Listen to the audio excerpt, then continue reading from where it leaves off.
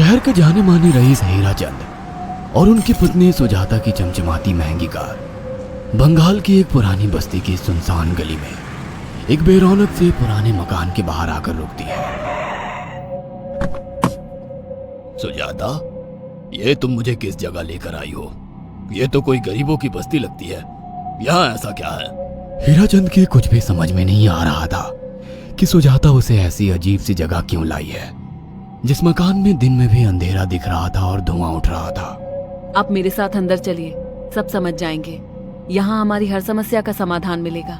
सुजाता और हीराचंद आशंकित कदमों से उस मकान में दाखिल होते हैं। तभी उन्हें किसी महिला की बाहरी आवाज सुनाई पड़ती है, चले आओ, चले आओ। हीराचंद ने देखा कि उस मकान के अंदर अंधेरा था। अचानक हीराचंद की निगाह एक कमरे की ओर पड़ी, जिसके अंदर हल्की हल्की सी रोशनी आ रही थी और उस कमरे के अंदर से धुआं उठ रहा था। शायद उस कमरे के अंदर आग जल रही थी। है, ये किसकी आवाज है? यहाँ इतना अंधेरा क्यों है और ये धुआं कैसे उठ रहा है? मेरा तो यहाँ दम घुट रहा है। सुजाता और हीराचंद धीरे धीरे कदमों से उस कमरे के अंदर चले गए। अंदर वाले कमरे में बिखरे बाल वाली एक खूबसूरत सी बूढ़ी औरत सामने जल रही आग में एक मुर्गी की गर्दन काटकर उसका खून गिरा रही थी और मुर्गी का शरीर छटपटा रहा था। ये देखकर सुजाता को उबकाई आने लगी। हीराचंद ने सुजाता की ओर देखकर कहा, तुम ही मुझे यहाँ लेकर आई हो और खुद ही घबरा रही हो। कौन है ये भयानक सी शक्ल वाली औरत और हम यहाँ क्यों आए हैं? अचानक उस औरत ने एक झटके में मुर्गे की गर्दन धड़ से अलग कर दी। ये देखकर सुजाता के मुंह से चीख निकल गई और सेठ हीराचंद भी सहम गया। वो बहुत डरावना नजारा था। ये अघोरा ताई हैं। ये हमें अपनी काली तंत्र विद्या से संतान सुख प्रदान कर सकती हैं। इसलिए मैं आपको यहाँ लेकर आई हूँ। कैसी बात करती हो? जहाँ बड़े से बड़े डॉक्टर सफल नहीं हुए, वहाँ ये मामूली औरत क्या कर लेगी? हीराचंद की बात सुनकर अघोरी ताई ने गुस्से से हीराचंद की ओर देखकर कहा, नादान हीराचंद, काली विद्या में इतनी शक्ति है कि मरे को भी जिंदा कर दे। संतान पैदा कराना कौन सा मुश्किल है? तुम्हें मेरा नाम कैसे पता? क्या तुम सच में हमें संतान सुख दिला सकती हो? तुम जितनी दौलत मांगोगी मिल जाएगी, अगर ये संभव है तो। संतान का नाम सुनते ही हीराचंद की आंखों में चमक आ गई। वह संतान के लिए कुछ भी कर सकता था। तुम लोगों को मुझे एक नवजात शिशु लाकर देना होगा। मैं उस शिशु की बलि चढ़ा दूंगी और फिर वही शिशु तुम्हारे घर में फिर से जन्म लेगा। नवजात शिशु की बलि का नाम सुनते ही सुजाता और हरिचंद डर के मारे सिहर गए, पर उनकी आंखों में उनकी संतान का सपना ज्यादा बड़ा था। वो सब करने को तैयार थे। अघोरा ताई, आप जैसा कहेंगे हम वैसा करेंगे। बस हमें संतान सुख दिला दो।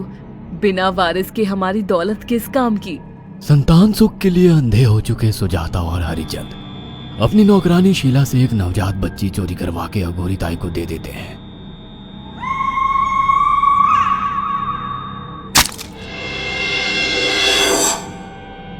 उस शिशु की बलि से सुजाता गर्भवती हो जाती है। देखा आपने अघोरा की तंत्र शक्ति? मुझे उस पर पूरा भरोसा था। चलो चलकर उन्हें धन्यवाद कहते हैं। हीराचंद और सुजाता अघोरा ताई के पास पहुंचते हैं। वो दोनों बहुत खुश थे और अघोरा पर उन्हें अंधविश्वास हो गया था। अघोरा ताई, आप महान तंत्रिका है। आपने वो चमत्कार कर दिखाया जो बड़े बड़े डॉक्टर नहीं कर सके। ये काली विद्या है बेटा। अगर तुम दोनों चाहो तो मैं इस विद्या से तुम दोनों को हमेशा के लिए जवान बना सकती हूँ। क्या सच में ऐसा संभव है? हाँ बिल्कुल, पर इसके लिए तुम्हें जवान लड़के और लड़कियों की बलि चढ़ानी होगी। तुम उन्हें यहाँ तक लाओ, बाकी मैं देख लूंगी।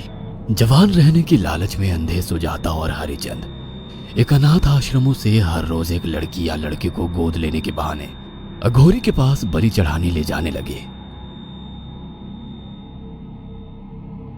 और एक दिन अघोरी ताई ने हीराचंद और सुजाता से इंसानी मांस खाने को कहा। पूरी तरह से इंसान से हैवान बन चुके अब वो दोनों इंसानी मांस खाने के लिए तैयार भी हो गए। ये गर्म खून और मांस खाकर तुम लोगों की उम्र भी बढ़ जाएगी। खाओ इसे। हाँ, सच में ये इंसानी मांस बड़ा स्वादिष्ट है। अघोरा ने अपनी बातों में फंसाकर सुजाता और हरिचंद को नरभक्षी बना दिया था। वो तीनों हर दिन बलि चढ़ाकर खून पीकर मांस खाने लगे। नौकरानी शीला भी नए शिकार लाने में उनकी मदद करती थी, मगर एक दिन शीला को शिकार नहीं मिला। मेम साहब, आज एक भी शिकार हाथ नहीं लगा और मैं बहुत थक गई हूँ और घर जाकर थोड़ा आराम करना चाहती हूँ। कोई बात नहीं शीला, एक छोटा सा काम है, तुम हमारे साथ चलो, लौटते में हम तुम्हें घर छोड़ देंगे। जी मेम साहब। शीला नहीं जानती थी कि शिकार नहीं मिलने से सुजाता और हरिचंद अंदर से बौखला गए थे और उनके दिमाग में एक शैतानी चाल चल रही थी। सुजाता, ये बेहोशी की दवा है। शीला के कार में बैठते ही तुम उसे सुंघा देना। आज हमें इसी की बलि देनी होगी। इसने हमारे यहाँ का बहुत खाना खाया, अब हम लोग इसे खाएंगे। वैसे भी ये आगे चल के हमारे लिए खतरा बन सकती थी। कार में बैठते ही सुजाता शीला को बेहोश कर देती है और वो लोग सीधे अघोरी ताई के यहाँ पहुंच जाते हैं, जहाँ अघोरी ताई शीला की बलि चढ़ा देती है और तीनों मिलकर उसे नोच कर खाते हैं। अघोरी ताई, हमको बलि चढ़ाते हुए पूरा 1 साल हो गया है। हमारा बेटा भी साल भर का हो चुका है। अब और कितनी बलि देनी होगी? बस एक आखिरी क्रिया और बची है, उसके बाद तुम दोनों हमेशा के लिए जवान हो जाओगे। कैसी क्रिया अघोरा ताई? 3 दिन बाद सूर्य ग्रहण है, हमें पास के घने जंगल में एक विशेष क्रिया करनी होगी। उसके बाद तुम लोग कभी बूढ़े नहीं होगे। कितना अच्छा होगा, हम हमेशा जवान रहेंगे और सालों साल तक अपनी दौलत से ऐश करेंगे। हाँ, सच कहा। अघोरा ताई ने हमारे हर सपने पूरे कर दिए। 3 दिन बाद बंगाल के बियाबान जंगल में कोहरे और ओस से भीगे पेड़ों के बीच एक घने बरगद की बेलों पर कटे इंसानी सिर लटक रहे थे, जिसमें से खून टपक रहा था।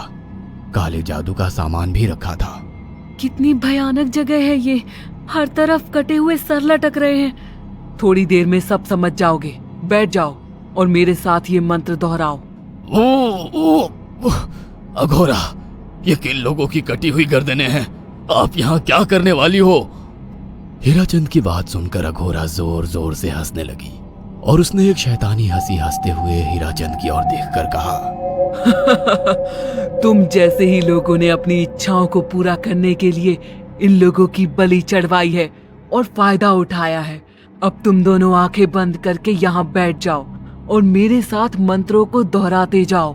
अघोरा ने सुजाता और हरिचंद को वशीकरण मंत्र और काले जादू के इस्तेमाल से सम्मोहित कर दिया और देखते ही देखते वो एक भयानक डायन में बदल गई और चीखती हुई बोली, अब मैं तुम दोनों की बलि चढ़ाकर अमर हो जाऊंगी, क्योंकि तुम लोगों ने 100 लोगों की बलि का खून पिया है।